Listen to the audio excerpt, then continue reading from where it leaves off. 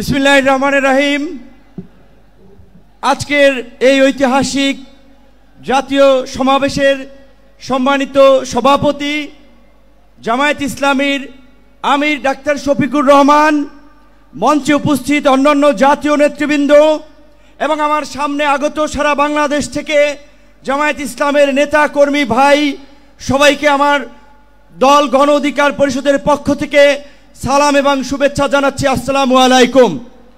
প্রিয় বন্ধুগণ, আপনাদেরকে একটি কথা স্মরণ করিয়ে দিতে চাই। আপনারা যদি ইসলামী রাজনীতি করেন, ইসলামী মূল্যবোধকে সামনে রেখে কথা বলেন, নিশ্চয়ই আপনারা জানেন আল্লাহ তাআলা মানুষকে ধন সম্পদ এবং ক্ষমতা দিয়ে এবং নিয়ে পরীক্ষা করে। গত 16 বছরে আমাদের কাছ থেকে আল্লাহ তাআলা নিয়েছেন, আমাদের ধৈর্যের পরীক্ষা নিয়েছেন। আমরা সেই পরীক্ষায় উত্তীর্ণ হয়েছি বলেই আমাদেরকে এই রহমতের জুলাই উপহার দিয়েছিলেন।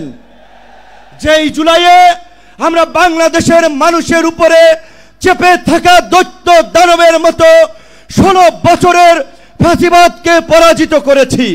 কিন্তু আমরা ওই যে আপনার হাদিসে আছে, বিপদ কেটে গেলে মানুষ উৎফুল্ল হয়, অহংকারী হয়। তাই আমরা দেখতে পাচ্ছি এই গণ অভ্যুত্থানে আমাদের অংশীজনেরা, মজলুমরা আজকে উৎফুল্ল অহংকারী হয়ে জালিম হয়ে উঠছে। তাই আপনাদেরকে মনে করিয়ে দিতে চাই, আমরা যদি সীমা লঙ্ঘন করি, শেখ হাসিনার মতো আল্লাহ পাকও কিন্তু আমাদেরকে ছাড় দিবেন না। আজকে যেই ছাত্র জনতার সংগ্রামের মধ্য দিয়ে, যেই রক্ত এবং প্রাণের বিনিময়ে আমরা এই ঐতিহাসিক পরিবর্তন পেয়েছি, এই পরিবর্তনকে টেকসই করার জন্য আজকে বাংলাদেশের মানুষ যে শাসনতান্ত্রিক এবং সরকার ব্যবস্থার পরিবর্তনের আওয়াজ উঠিয়েছে, সরকারকে বলতে চাই সেই শাসনতান্ত্রিক ব্যবস্থার মৌলিক পরিবর্তন না করে আপনারা নির্বাচনের দিকে হাঁটবেন না।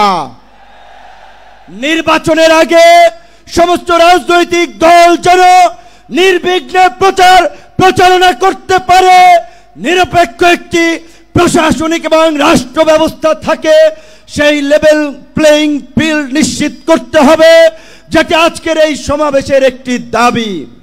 একই সাথে আমরা বলতে চাই, গত এই 11 মাস ধরে স্থানীয় সরকারের কোনো জনপ্রতিনিধি নাই, মানুষের একটা চরম ভোগান্তি।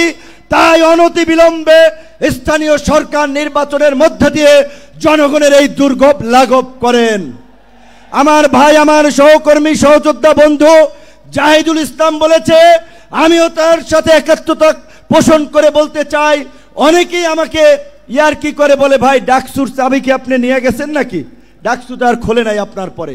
তো আমি বলতে চাই, ডাকসু সহ সকল ছাত্র সংসদ নির্বাচনের মধ্য দিয়ে ছাত্র রাজনীতিতে একটি গুণগত পরিবর্তনের ধারা এই সরকারকে শুরু করতে হবে। একই সাথে আমাদের এই অঙ্গীকারের বিনিময়ে এই পরিবর্তনকে দীর্ঘস্থায়ী করার জন্য, এই জুলাইয়ের সুফল মানুষের কাছে পৌঁছে দেওয়ার জন্য ঐতিহাসিক যে জুলাই ঘোষণাপত্র এবং যে জুলাই সনদ, আমরা আশা করি সরকার সেটি এই জুলাই মাসে বাস্তবায়ন করবে। অন্যথায় জুলাইয়ের অংশীদাররা এই সোহরাওয়ার্দী উদ্যানে যেমনি কিছুদিন আগে ইসলামী আন্দোলন সমাবেশ করছে, জামায়াত করছে, অন্যান্য দল করছে, সরকার যদি জুলাইয়ের ঘোষণা এবং জুলাই সনদ দিতে ব্যর্থ হয়, আমরা জুলাইয়ের অংশীদাররাই ঐক্যমতের ভিত্তিতে এই সোহরাওয়ার্দী উদ্যানে আমরা ঘোষণা করব।